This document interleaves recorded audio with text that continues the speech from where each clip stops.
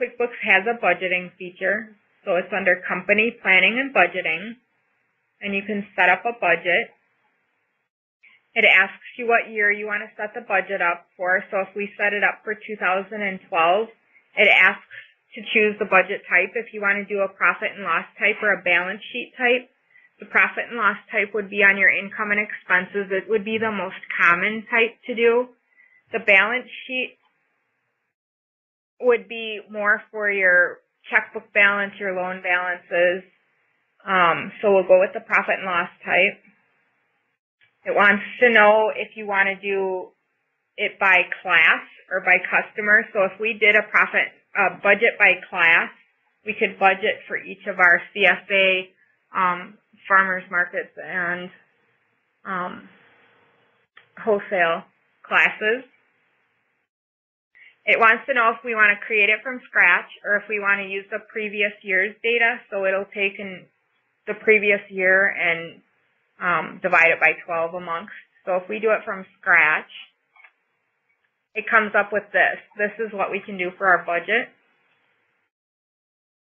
There's a couple of different philosophies on doing the budget if you want to budget out by the month, or if you want a full year's budget, you can put the total into January, and then when you run your budget reports, it'll just subtract your current from that total and give you the remainder. So if you want specific things for each month, you can go ahead.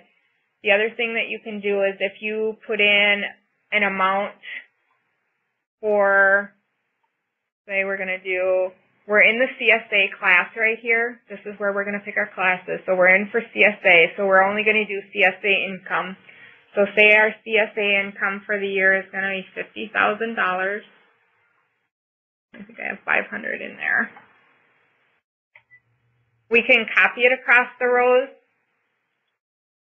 or we can fill in. If we copy across the rows, it's going to put 50,000 in each. We can clear that out. Or we can type in each. So say CSA income in January is 0. February is 0, and March is when we start invoicing. So we're going to get more for the year. In April, we're going to get a bunch. In May, we're going to get a whole bunch. And the rest, we're going to get 0, we'll just say. We can do it that way, so we can be pretty specific.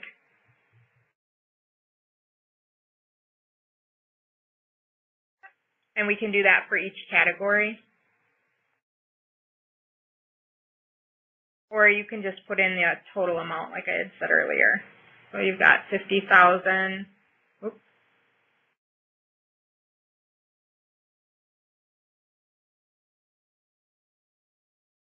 And then we can go down and we can put in the rest.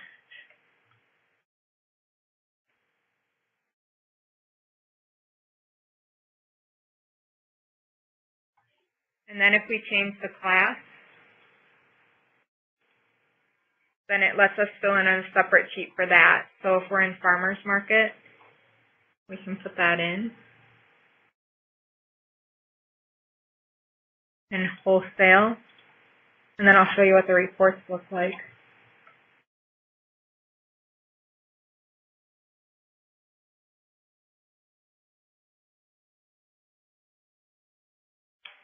So then we have reports that we can run for that. Under budgets and forecasts, we can do budget versus actual. It asks us which budget. So if you have a different budget for each year, there will be more listed down here. You can do it by month or by class. And then it gives us, I'm going to collapse this up here so that it kind of comes more, it's easier to see. So then we get columns that say from January 1st to January 20th, this is what we've spent or earned, and this is what our budget is, and this is what's remaining. And the way that I put it in, it's just giving us a total here, so each month it'll carry that over. This amount will be in here, and if we had more out for the year, it would just subtract it from the total and give us the remainder. There's a question, I think seems like a good question. What's the difference between a class and a sub-account? Okay. So a class is to break up your business into smaller businesses. A sub-account is in the chart of accounts, and it breaks up an income or an expense account into smaller groups. So your income could be classed under CSA income, farmers market income, and wholesale income. But the classes, and if I were using classes in this is probably a bad, where it kind of got, when I did this, I would not do this to use classes. I did this to kind of show you. Sub-accounts and classes. I would have sub-accounts, I just wouldn't have maybe these sub-accounts because I have the classes to tell me that. So yeah, this is confusing. I probably picked a bad example to show sub-accounts, what sub-accounts do and how to roll them up because I have the same classes. So if I were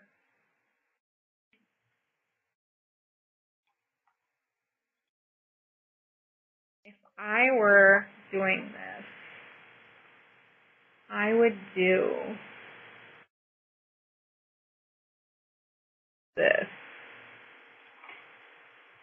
Like this would be how my real one, if I were setting it up, would look like. So I would have just, actually, let me get rid of one more. I got CSA income in there.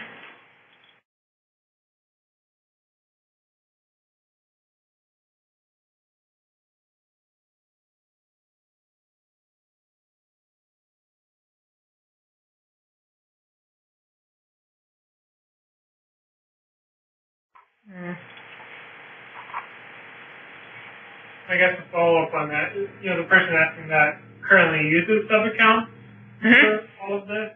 Yep. What would the benefit to be? Yeah, would you recommend classes and or if there's a way to just start over as a recruitment page or how to go about that? Starting over on it is kind of messy, but I'll show you why I think it would be better to use classes. So I just kind of screwed all this up, but let's collapse it. There, that fixed it for now. Using sub-accounts is not going to show me my income from the sub-account to the expenses that go with it. So using the classes breaks that out and gives you this actual column so that I can see a net income on the bottom. What I want to know, why I use this, is because I want to know how much income I'm making from CSA and how much income I'm making from wholesale. And using the sub-accounts, I have to do a lot of math on the side to figure that out. This does that for me so that I don't have to do all that on the side. So that's where the classes are better. But the sub-accounts still, what I probably should have used for the sub-accounts more is the payroll is a good place to use the sub-accounts. So I would have payroll and I would have wages and FICA expense, which is the employer's part of the Social Security and Medicare. I would put my unemployment expense under there. And then I could roll that up all into a payroll expense account. Because if I'm giving this to a banker, they don't care if it's, what makes up my payroll expense as much as I do. They just want to know what your payroll expense is.